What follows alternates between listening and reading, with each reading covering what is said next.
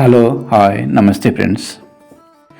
ఈరోజు వీడియోలో తెలివిగల జాలరి అనే కథ చెప్తాను. కథ పేరు తెలివిగల జాలరి. ఇది ఒక నీతి కథ.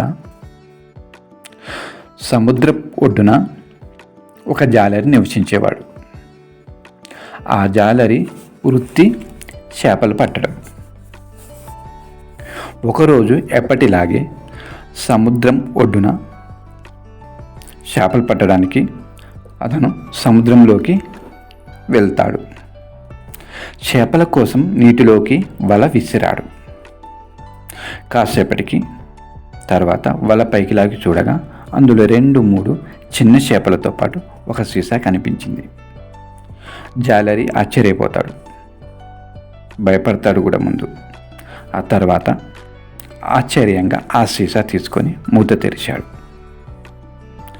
వెంటనే దానిలో నుంచి బుస్మని నల్లటి పొగ బయటకు వచ్చింది. ఆ పొగ మేఘంలా మారి దాని మధ్యలో పెద్ద ఆకారంలో భూతం ఒకటి ప్రత్యక్షమైంది.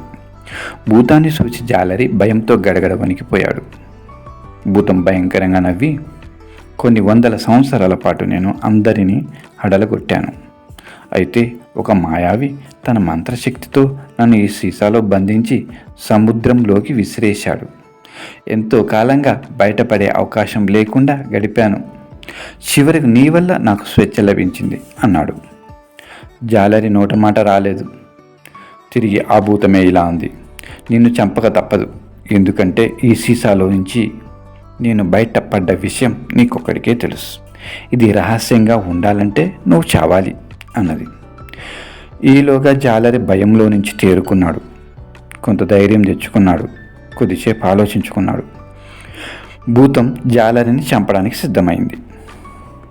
ఎప్పుడో ఒకసారి వాళ్ళ తాతలు చెప్పిన కథ గుర్తుకు వచ్చి జాలరి ఆలోచించుకున్నాడు. జాలరి ధైర్యం తెచ్చుకొని, ఒక్క క్షణం ఆగు, నువ్వు ఎలాగూ నన్ను చంపకుండా వదలవని తెలుసు. అయితే చనిపోయే ముందు నాతో చివరి కోరిక తీరుస్తావా అన్నాడు.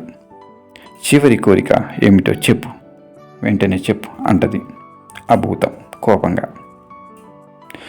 నువ్వు చూస్తే పర్వతంలా ఇంత పెద్దగా ఉన్నావు. ఇంత చిన్న సీసాలోకి నువ్వెలా వెళ్ళావో అస్సలు నాకు అర్థం కావడం లేదు. తెలుసుకోవాలని ఉంది. చనిపోయే వ్యక్తి ఆఖరి కోరిక తీర్చడం ధర్మం అంటూ తొందర పెట్టాడు జాలరి. చాలా కాలం బంధింపబడి ఉండి అనుకోకుండా దొరికిన స్వేచ్ఛ వల్ల కలిగిన ఆనందంతో భూతంలోని ఆలోచన శక్తి మొత్తం నశించిపోయింది. ఆహాహాహా అని పెద్దగా నవ్వుతూ, మానవులకు అన్నీ సందేహాలే అనుకొని, చూడు మానవుడా, నేను ఎలా లోపలికి వెళ్ళానో అంటూ ఆ భూతం తన ఆకారాన్ని చిన్నగా మార్చుకొని జాలరి చేతిలోని సీసాలోకి దూరింది. వెంటనే జాలరి సీత మూతని గట్టిగా బిగించాడు. ఇక ఏమాత్రం ఆలస్యం చేయకుండా ఆ సీసాను సముద్రంలోకి విసిరేశాడు. అమ్మయ్య, బతుకు జీవుడా అనుకుంటూ వెంటనే తన ఇంటికి వెళ్ళిపోయాడు. ఇదొక అద్భుతమైన కథ. ఈ కథలో ఒకసారి నీతిని మనం గమనించుకుంటే, నీతి ఏమిటంటే, ఏదైనా భయంకరమైన సమస్య వచ్చినప్పుడు భయపడకుండా, జాలరిలాగా ధైర్యం కోల్పోకుండా సమయస్ఫూర్తితో తెలివిగా ప్రవర్తిస్తే ఎటువంటి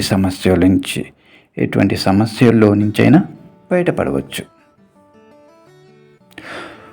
ఓకే ఫ్రెండ్స్, ఈరోజుకి ఈ కథ చాలు. నెక్స్ట్ మరి ఒక కథతో మీ ముందుకు వస్తాను. ఇంకా నా ఛానల్ సబ్స్క్రైబ్ చేసుకొని వారు ఎవరైనా ఉంటే వెంటనే సబ్స్క్రైబ్ చేసుకొని పక్కనే ఉన్న గంట సింబల్ని ప్రెస్ చేయండి. Thank you.